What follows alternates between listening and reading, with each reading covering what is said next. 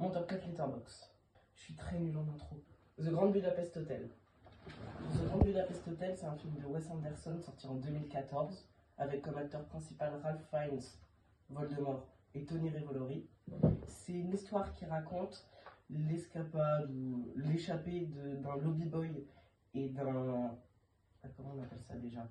Et du concierge d'un hôtel, le Grand Budapest Hotel, pour essayer de retrouver le garçon à la pomme, une peinture qui a été léguée au concierge, joué par Ralph Fiennes, par une vieille femme morte. C'est un super film, regardez-le.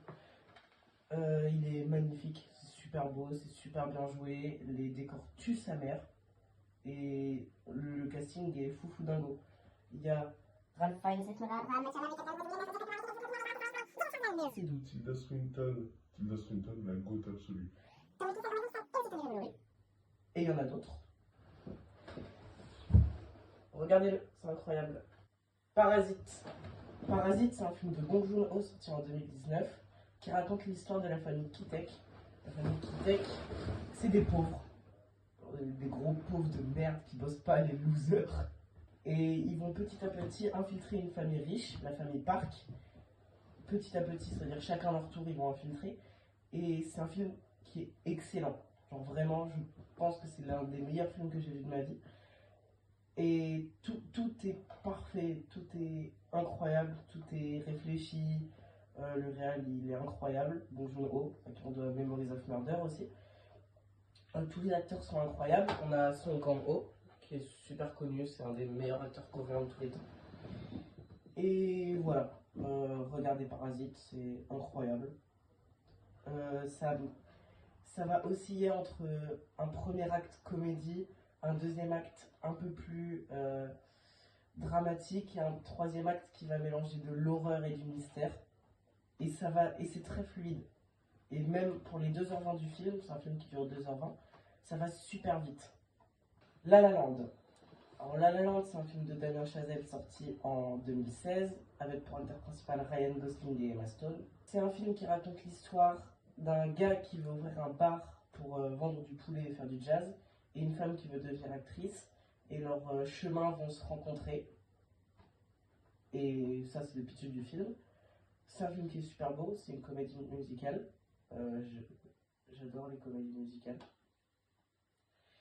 Les chansons sont incroyables, les costumes sont incroyables, les deux acteurs, même si on voit surtout que les deux. Il y en a très peu d'autres acteurs qu'on voit beaucoup. Mais tout le monde est incroyable, surtout ces deux-là. Ça explique Emma Stone, elle a reçu l'Oscar de la meilleure actrice, je crois dans mon souvenir. Et regardez là. The Virgin Suicide. The Virgin Suicide, c'est un film de Sofia Coppola sorti en 1999 avec comme actrice principale, comment elle s'appelle, Kirsten Dunst, qu'on connaît pour Spider-Man aussi, c'est la meuf de Spider-Man. Et avec aussi Josh Hartnett, qui joue Trip Fontaine. Je vais vous développer mon amour pour ce personnage.